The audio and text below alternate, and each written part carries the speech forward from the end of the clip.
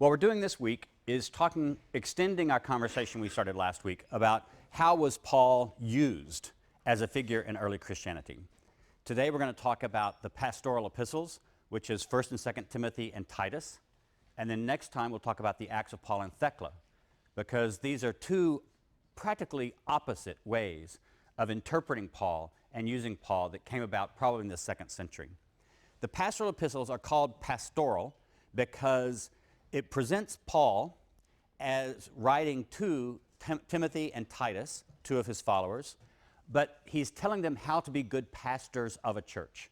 He's also doing something like almost acting like they're going to be something would become a bishop. They're supposed to also be appointing other people as pastors of churches. So we call these the pastoral epistles because it presents Paul as himself serving in a sort of pastoral role for his churches and assigning Timothy and Titus pastoral roles for his churches also, and establishing leadership positions, what kind of leadership structures he wants to go on in the churches. Most of us scholars believe that these letters are pseudonymous. We don't believe Paul wrote them. There's been some question in the last several years that maybe the actual historical Paul wrote 2nd Timothy, because 2nd Timothy looks sort of like a last will and testament of Paul that he may have written in prison. But I don't tend to buy that. I tend to group all three of them together as being probably by the same author and all being pseudonymous. Why do we think they're pseudonymous? Well, again, as we saw with Ephesians and Colossians, the writing style in these letters is very different from the 7 letters that scholars all agree Paul actually wrote. So the writing style is a big issue. But as I'll show today, there is a lot of way of seeing that these letters simply presuppose a different stage in early Christianity. They don't look like they're from the more primitive sort of time of when Paul was actually founding churches. So the theology looks different, the church structure looks different, as I'll talk about, positions on the household, on marriage, on slavery, on family, on women, all of these things are different. So I'm using the pastoral epistles in this lecture as one illustration of how Christianity changes in different trajectories. One trajectory becomes very much pro-household. The traditional Roman style or Greco-Roman family is promoted as the Christian way for families to be, and even the church itself is molded to look like a household, with the paterfamilias, the head of the household, on top, women below that, children and slaves below that. When we get to the Acts of Paul and Thecla, we'll see that that interpretation of Paul makes Paul anti-household. He actually is presented as going around preaching against marriage, against sex, against the Roman household, and preaching a very kind of hierarchical disrupting, even city, polis disrupting gospel, and certainly a household and family disrupting apostle. So these two trajectories of Pauline Christianity show the diversity of Christianity as it developed, and even how they used the same figure, Paul, as founder of Christianity, in radically different ways. When did these letters come about? It's everybody's guess. I actually tend to think that the pastoral epistles were probably written sometime in the 2nd century, and maybe even toward the middle of the 2nd century. That's a bit later than a lot of scholars would put them, and we're just guessing anyway. We sort of have to imagine what kind of level of early Christianity, what kind of phase of early Christianity do we imagine taking place before we can get this kind of a letter with this kind of theology and church structure written. It is interesting that when we talked about Marcion early, remember the heretic in Rome who made his own first canon list of New Testament books. Remember, he included Luke as his gospel in his own edited version of it, and he included the letters of Paul. And Marcion, we don't have any evidence that Marcion actually knew about these 3 letters, 1st, 2nd Timothy, and Titus.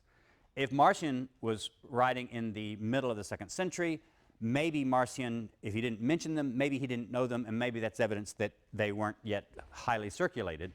So that's one of the things that people have talked about, the dating of these letters. Since Marcion didn't seem to know them, perhaps they were either just being written or not long written around the middle of the 2nd century.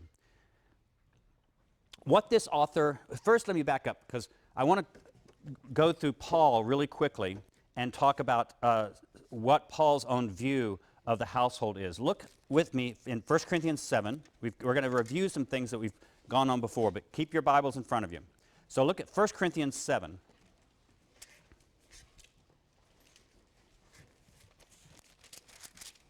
1 Corinthians 7:1, concerning the matters about which you wrote, it is well for a man not to touch a woman. But because of cases of sexual immorality, each man should have his own wife, and each woman her own husband. The husband should give his wife her conjugal rights, likewise the wife to her husband. Notice how Paul balances these things. He tells basically the man, you have control of the body of your wife, but he also tells to the woman, you have control of the body of your husband. So there's something of a reciprocity in 1 Corinthians 7. This will be important because that kind of reciprocity doesn't exist when you get to the pastoral epistles. So that's one thing to notice. Verse 5, do not deprive one another except perhaps by agreement for a set time to devote yourselves to prayer. Come together again so that Satan may not tempt you because of your lack of self-control. This I say by way of concession, not of command. I wish that all were as I myself am, but each has a particular gift from God, one having one kind and another different kind. Notice, he's basically saying, have sex within marriage. He's not condemning sex, but he really prefers that all Christians be single, like he himself is. So Paul's preference is not marriage and sex within marriage. That's a concession that he gives for people that he says can't control themselves. To the unmarried and widows, I say that it is well for them to remain unmarried, as I am. But if they are not practicing self-control, they should marry. It is better to marry than to burn, is what the Greek actually says. It's better to marry than to burn. And that's been an interesting question with scholars. What does he mean by burn? Does he mean burn in hell? That it's better to marry than to be tempted to sin with sex outside of marriage and then you'd burn in hell? I've argued that what he means is burn with desire, because it was very common in ancient Greek culture to portray any kind of erotic desire as actually a physical burning. They even portrayed it as a disease. When you start having that itchy feeling that we all know so well, that's because your body is actually heating up. And that's what causes that desire. So the ancient Greek doctors, Greek and Roman doctors gave all kind of prescriptions to people to keep them, to control that burning so they can control their erotic desire, because they felt like it made you actually unhealthy. Desire was unhealthy. And sexual activity was dangerous. So this was a concern throughout the ancient world, and I think that's what Paul's talking about. And what I've argued, and have argued this in my Corinthian body book and a few other places, is that Paul actually prefers that people avoid sex entirely. Christians avoid sex entirely. If they can't avoid sex entirely and they're starting to have sexual desire burning in them and that gets dangerous, then they should get married and have sex, but only to decrease the burning. What Paul wants is for them to experience sexual intercourse even in marriage without any erotic desire. Now, that's kind of a radical idea, but I believe that's actually what Paul is teaching here, is that he conceives it possible that Christians could have sex without experiencing desire, and that's his goal. So notice, Paul doesn't have a very positive view of sex, even within marriage. It's a concession he allows people. And notice, in none of this passage does he talk at all about having kids. Sexuality for Paul is not to make children. In Paul's own letters. You have sex in marriage only to keep you from desiring. That's Paul's concern. That will change later. So that's one place where we also saw in 1 Thessalonians 4, if you'll remember, we had the same kind of thing. There Paul is just talking to the men of the congregation, and he says, don't you start wanting your brother's wife. He calls them their skouos, your vessel. He says, each of you should have your own vessel. And the debate is whether he's talking about their genitalia, which is one possible interpretation of the Greek, or their wife's body, which is another possible interpretation of the Greek.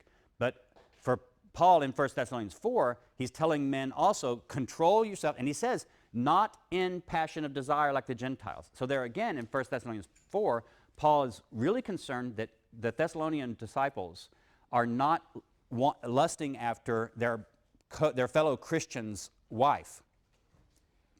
Keep your own vessel, and that's how you control yourself. And notice again, he's excluding the idea of passion and desire. It just does not have a part in it. So I admit that this is kind of a radical argument, and there's a lot of people out there who haven't bought my argument. But that seems to me to be precisely what the text is saying. Paul never allows for a good notion of sexual pleasure or sexual desire. He seems to want to exclude it in order to keep you from experiencing desire. And he believes that you can do that even by having sex. So in those ways, we see Paul is not anti-marriage exactly, but he's certainly not pro-marriage. And he's not anti-sex exactly, but he certainly is not pro-sex. The one thing he does seem to be anti is desire, sexual desire. All right, where do women fit in all this? I pointed out that in 1 Thessalonians 4, Paul doesn't seem to think about women at all there. In fact, I even proposed when I lectured on 1 Thessalonians that by the time Paul wrote that letter, which is one of his earliest letters, maybe the earliest letter we have in the canon, Paul may have been conceiving of the Christian group as being sort of a male club, because that's the way he tends to be talking to them. A male club of mainly working class manual laborers. That's changed by the time we get to 1 Corinthians, right? Because Paul directly talks about women a lot. He sees women as being in something like a co-relationship with their husbands in sexual activity in 1 Corinthians 7. He addresses women as leaders of churches at times. So but by the time Paul writes 1 Corinthians, women very much are acknowledged as an important part of his churches. Let's see what he says, though. But in 1 Corinthians 11, look there. He doesn't have women on a completely equal stance with men, apparently. In 1 Corinthians 11, he says, I commend you because you remember me in everything and maintain the traditions just as I handed them on to you. But I want you to understand that Christ is the head of every man, and the husband is the head of the wife, as God is the head of the church. There's a clear hierarchy there. And Paul goes on to talk about what this is going to have to do with women veiling their heads when they pray and prophesy, which is another very complicated and controversial passage in Paul. But it's clear that Paul views, just as he views God as the head of Christ, that is, Christ as being a somewhat inferior person compared to God the Father, so women are in inferior position with regard to their husbands. So the Greek words here are not, they're just the word for man and woman, but since the Greek doesn't have special terms for husband and wife, when you see a Greek term like this in this context, you have to make the decision. Are you going to translate this as man or woman and make this a generic kind of idea that women in general are supposed to be subordinated to men in general? Or do you take the terms and translate them husband and wife? Both translations are fine as far as the Greek goes. And then you're taking that sort of inferiority, subordination complex to be something that's talking about with husbands and wives. Look at 1 Corinthians 14.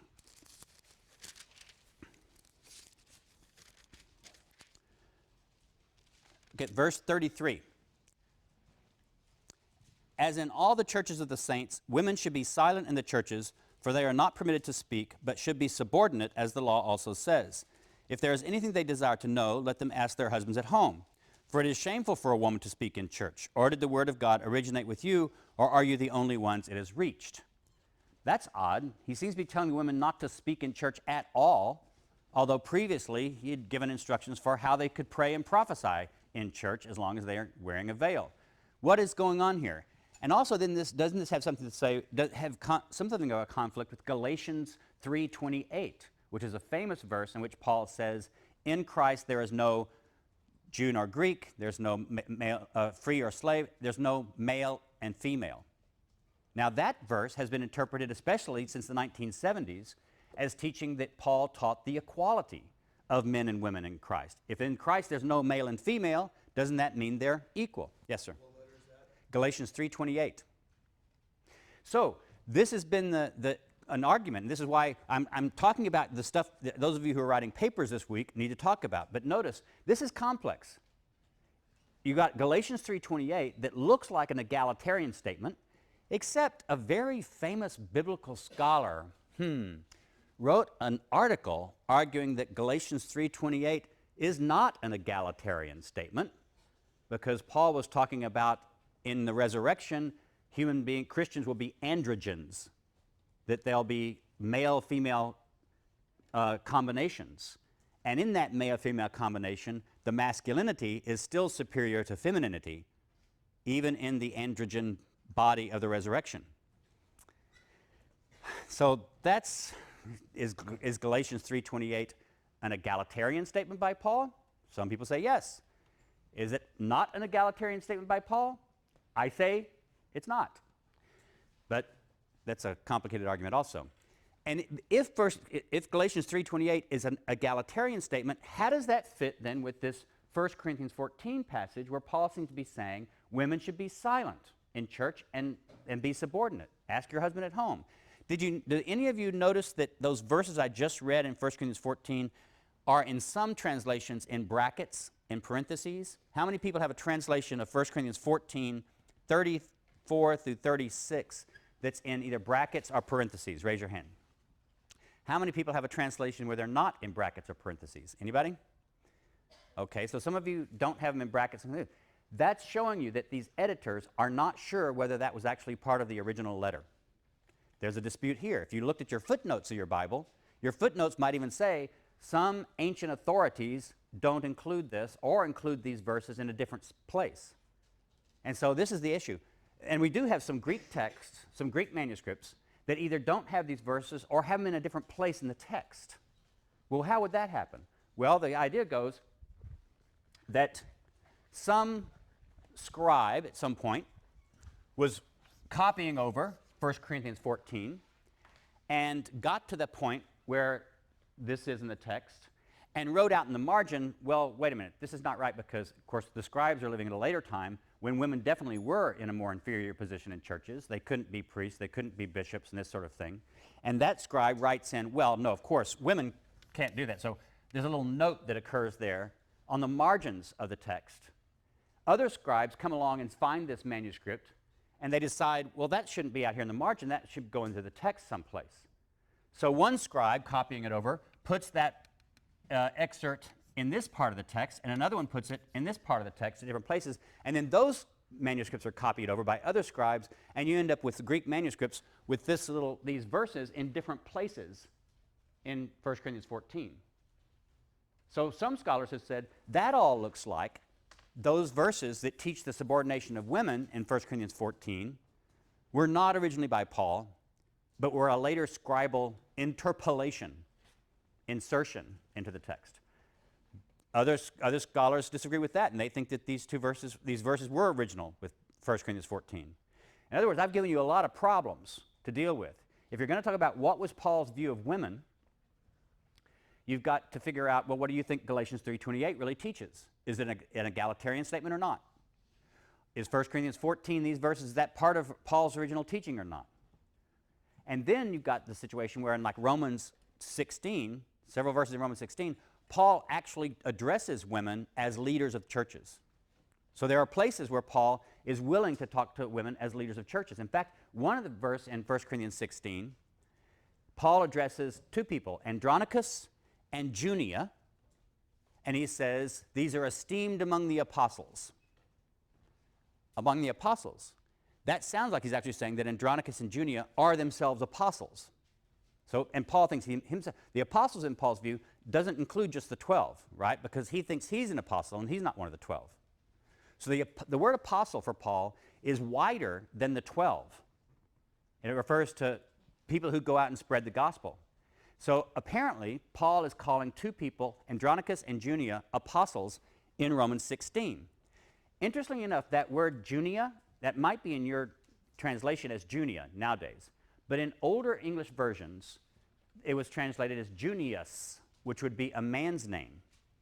In Latin, if you add an S on that word, it looks like a man's name. If you don't have the S, it looks like a woman's name. And there was debate among scholars about how to translate it. It looks the same basically in Greek because of the way the word occurs in the sentence. But when you translated it, are you going to make it a man's name or a woman's name? And people had always made it a man's name. Why? Because scholars just thought, of course, all these scholars are men themselves throughout hundreds of years of tradition. They thought, well, you can't have a woman apostle, so it must be a man's name. And in the 70s, some feminist biblical scholars came along and pointed out that Junius is a very, very, very rare man's name.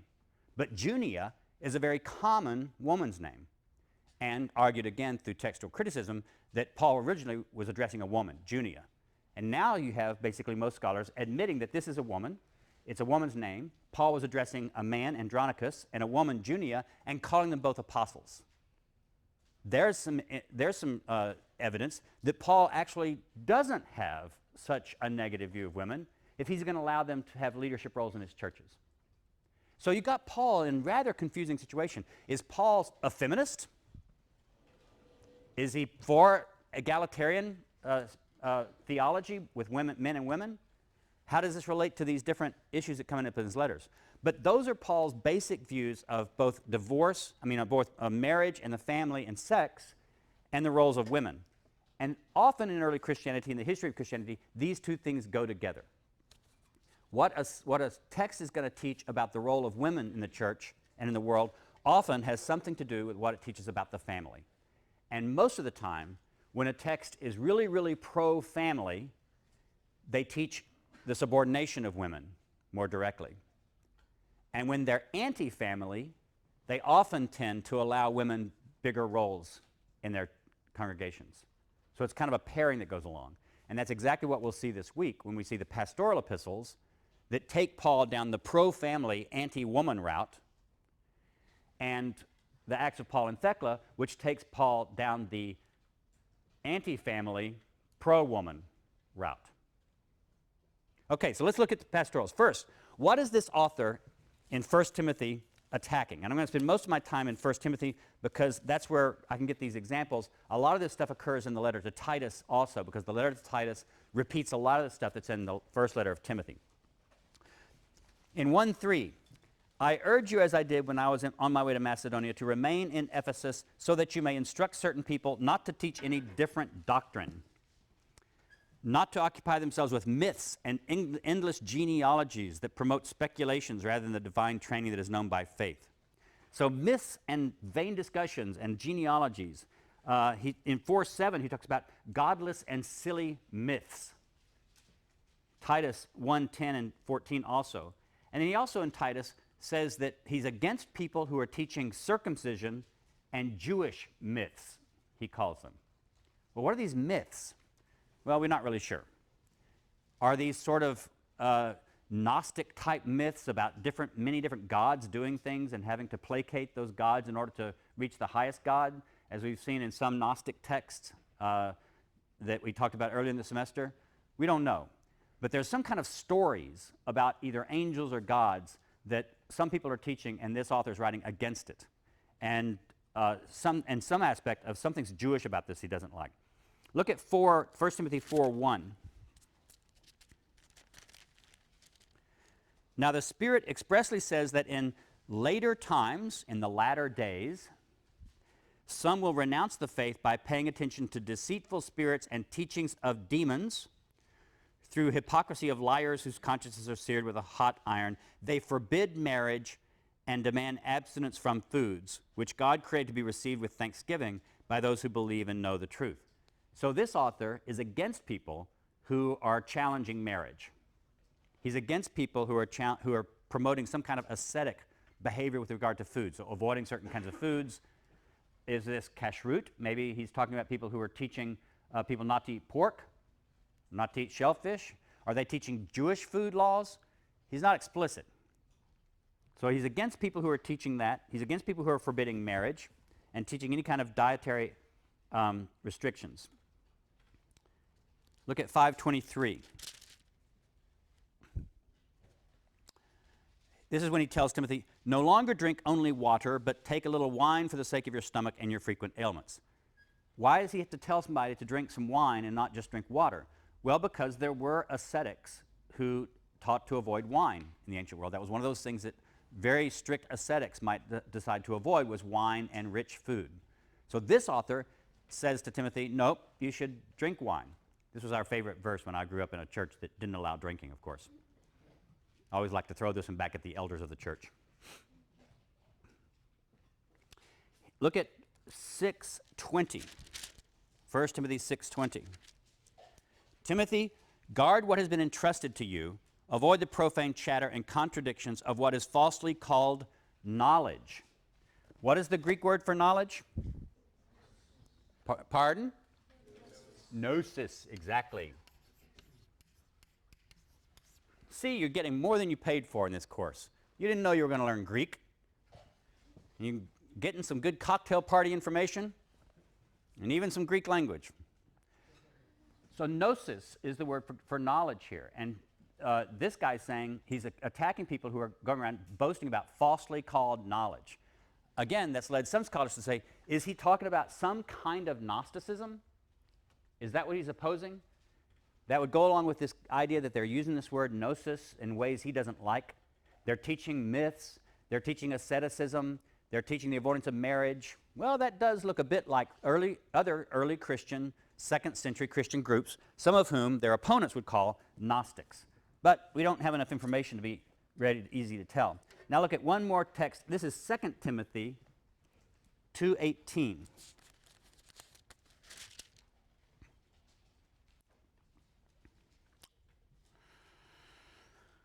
Oh, let's see. Yeah, he's actually giving some names of people he doesn't like. In 2:18 it says, these people have swerved from the truth by claiming that the resurrection has already taken place. He's condemning that. So remember how I even talked about with Colossians and Ephesians last time, you had this idea that they almost sound like the resurrection has already taken place. That in your baptism with Christ, you have been raised with Christ.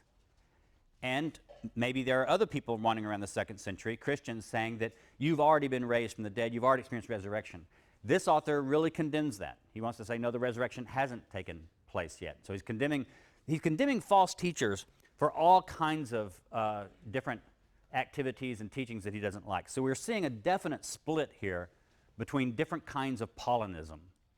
There's a Paulinism represented by these texts, which is pro-family, pro-marriage, pro-procreation. We'll see later that he's for having children and mentions it explicitly.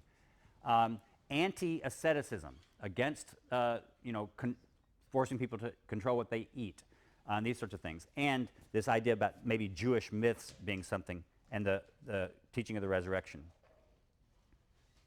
1 Timothy 1:9 then gets us into another issue. What is the law, and what is this author's take on it?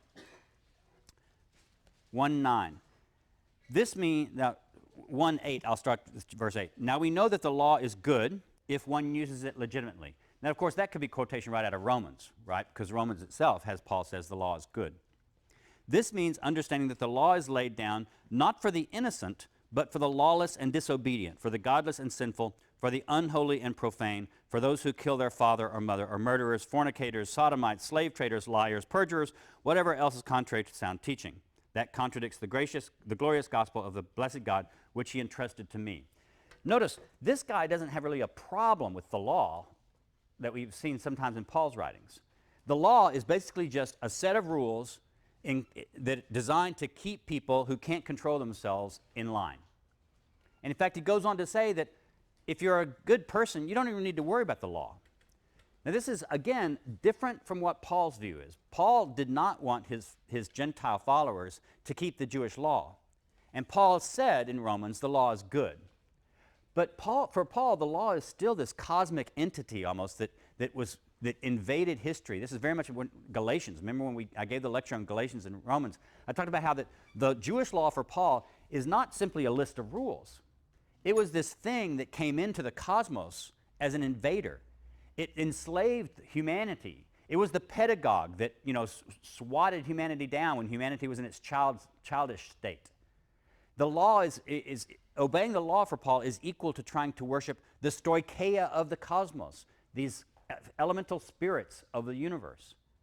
So the law for Paul isn't simply a list of rules. The law for Paul is a very ambiguous cosmic entity.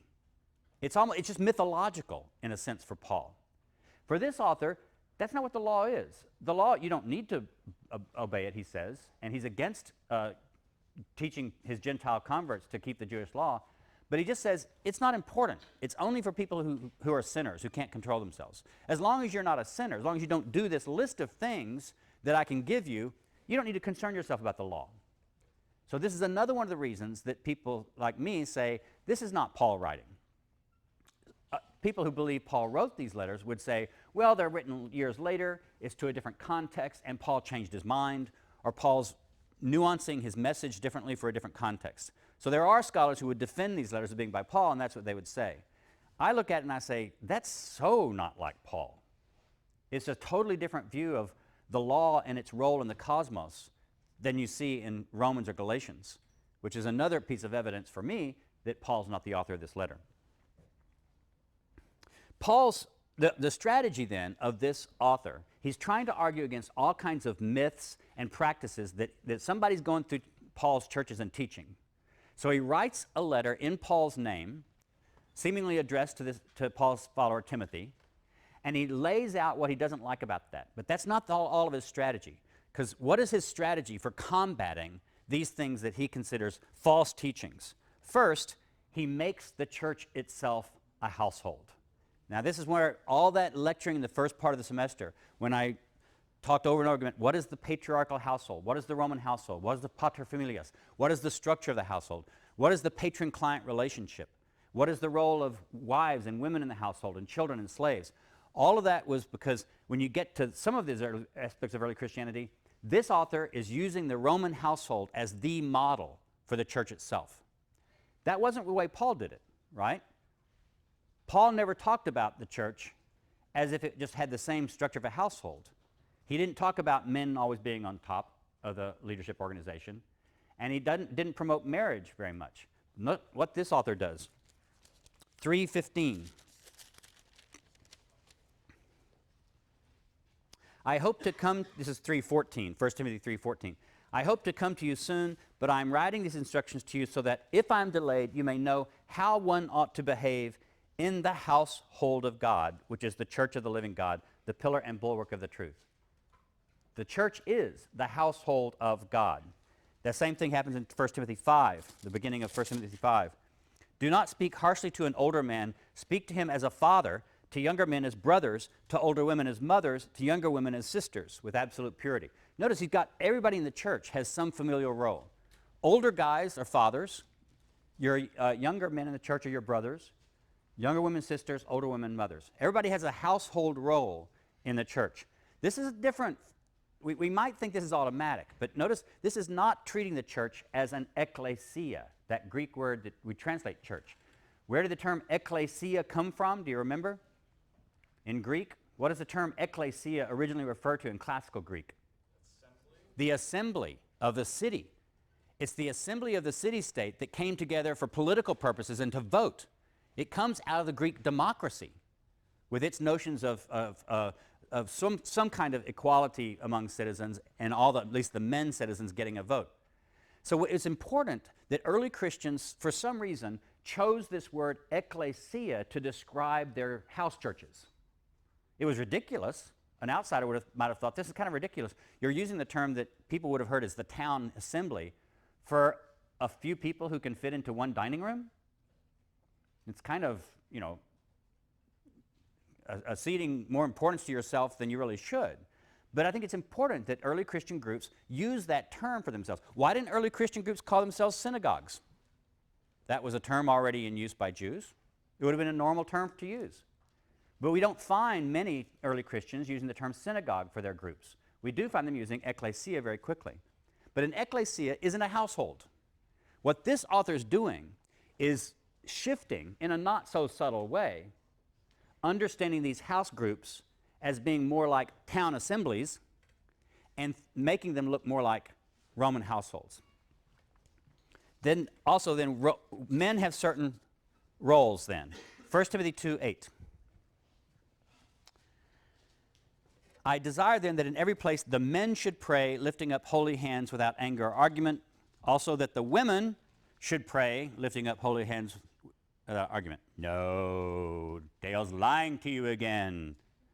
The women should dress themselves modestly, decently in suitable clothing, not with their hair braided. Girls, you listening? Or with gold, pearls, or expensive clothes, but with good works as is proper for women who profess reverence for God. Let a woman learn in silence with full submission. I permit no woman to teach or have authority over a man. She is to keep silent. For Adam was formed first, then Eve. And Adam was not deceived, but the woman was deceived and became a transgressor. Yet she will be saved through childbearing, provided they continue in faith and love and holiness with modesty. Now, that's this is something that my mom used to hate it when they'd preach about this in church. And also it's controversial. Does it mean that she's saved from the dangers of childbirth? That's one way of reading it. she'll be saved from the dangers of childbirth if she lives a pious or holy life. Or a bit more of a radical way of reading it would be to say, by having babies, women help constitute their own salvation.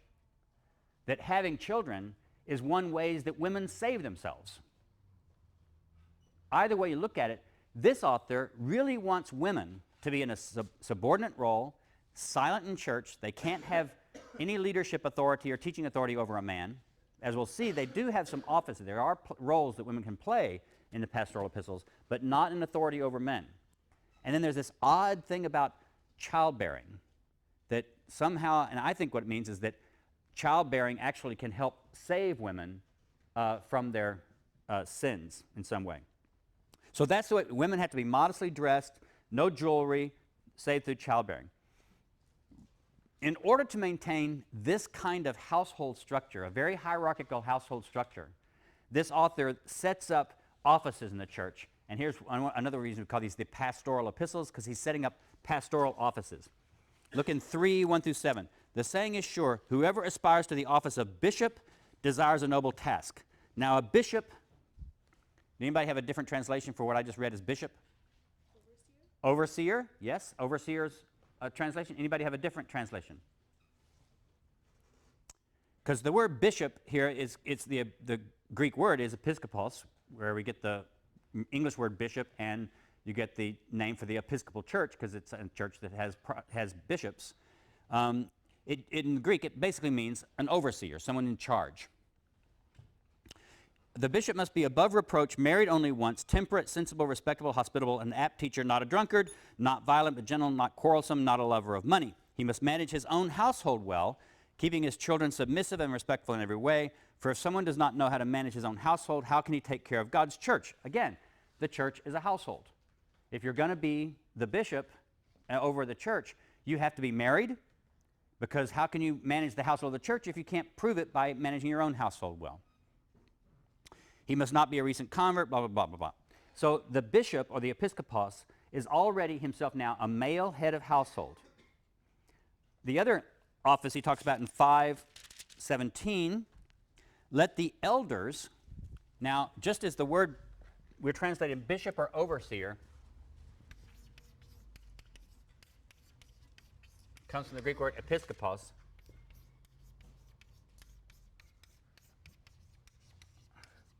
The Greek for elder here is presbyteros, presbyter. And this is where the Presbyterian church gets the name of its church. They're Presbyterians because the Presbyterian church rejected the use of bishops, like they found in the Catholic and the Anglican churches, and chose a plurality of elders. So they're called elders in the Presbyterian church, and the Presbyterian church comes from this Greek word meaning elder, presbyteros. And this came to be later in English the name for a bishop who was not just the head of one particular church, but became the head of a series of churches, a bunch of churches. That is, the bishop now is not the head of one church, but the head of a whole diocese. That is a grouping, a geographical grouping. So the words changed a bit, but bishop comes from this word, and presbyteros turned into the word priest. So one of the suggested etymologies for where the English word priest came from is from this Greek word itself. So you can kind of say presbyteros, priest, right? Priest. It just kind of happens in English over, a few hundred years. So elders also have to have, wives, be family men, all this sort of thing. There are other offices too. Look at, real quickly, we're going to go through this. Deacons, 3:8. Deacons likewise must be serious, not double-tongued, not indulging in much wine, not greedy for money. They must hold fast to the mystery of the faith with a clear conscience. Let them first be tested, then if they prove themselves blameless, let them serve as deacons. Women likewise must be serious. Now, there's an exegetical problem. Does this women refer to women who will themselves independently be deacons? In other words, is he allowing women to be deacons on their own? Or is it supposed to be taken to be just the wives of the male deacons, that they're called deacons also, or deaconesses? The word for deacon here comes from the Greek word diakonos. See, diakonos, deacon. Diakonos, deacon. Comes into English directly. So, and that word just means a servant, someone who serves or ministers. So the women in 3:11, some exegetes would say this shows that this author does allow at least women to be roles as deacons, deaconesses, and they have certain kinds of roles. Verse 12, let deacons be married only once. Let them manage their children and their households well. For those who serve well as deacons gain a good standing for themselves. So notice, in the beginning, all of these roles, whether it's the elder, presbyter, or the bishop, and there's some debate about whether presbyter refers to the same role as a bishop in these letters. They seem to be combined in some of the later pastoral letters, or whether they're referred to two separate offices. So there's a bit of a debate. But anyway, all of these people, whether you're talking about bishops, presbyters, deacons, they all are required to be married, and all are required to have children. So in the beginning of early Christianity, see, you did not have the celibate ministry. The celibate ministry comes about later. But this is in line with this author's intention to set up the church as a household structure, with men on top, women having their own roles. Now there are other roles here, too. Look at 5:3 through 10.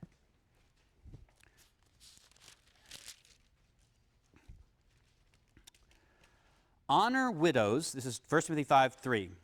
Honor widows who are really widows. If a widow has children or grandchildren, they should first learn their religious duty to their own family and make some repayment to their parents, for this is pleasing in God's sight.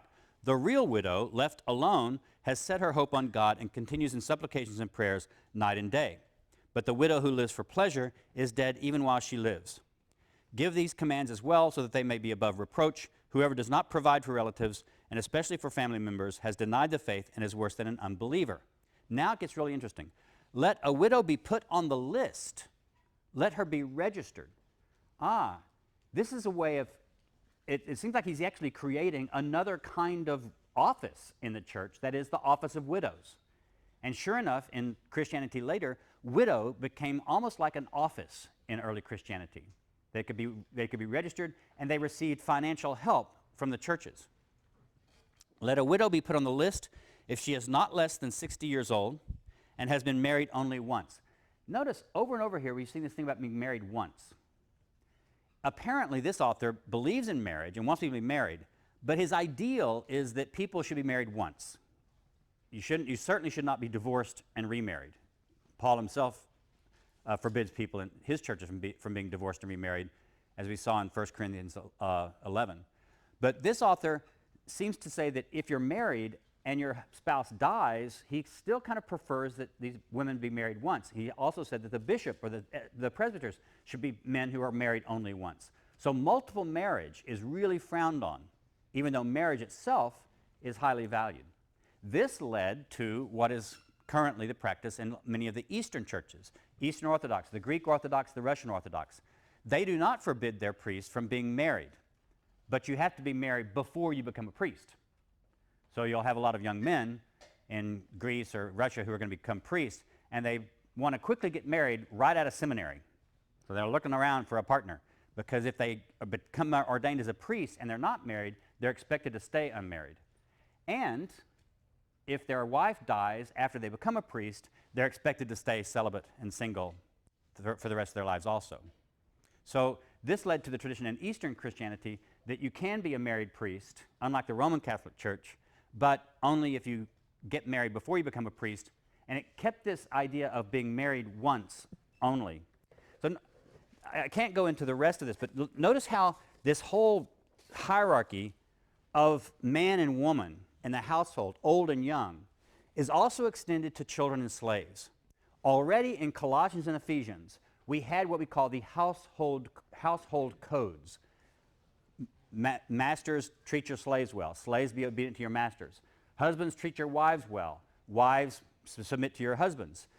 Children, submit to your fathers. Fathers, treat your children. So these are called household codes.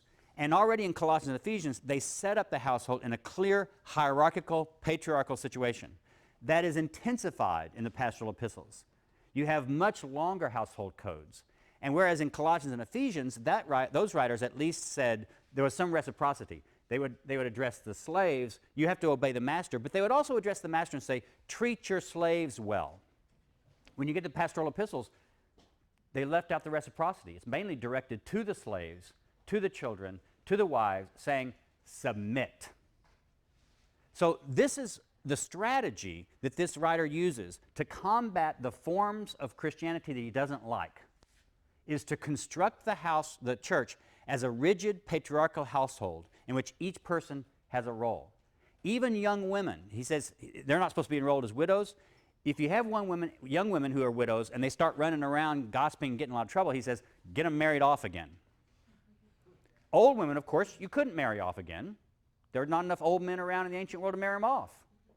So he creates this structure by which women, older women, get pulled back into the household by this role as widows. No matter what happens to a woman in this author's view, they have to be put back into their submissive place in the household structure, even if that means creating a new role for them called widows. This strategy this author uses to bring Paul into his own time. He's taking a Paul that we've seen is a bit different from this, and he's reinventing Paul for a second century Christian environment and restructuring the church as a household. We'll see an author on Wednesday doing precisely the opposite with Paul. See you next time.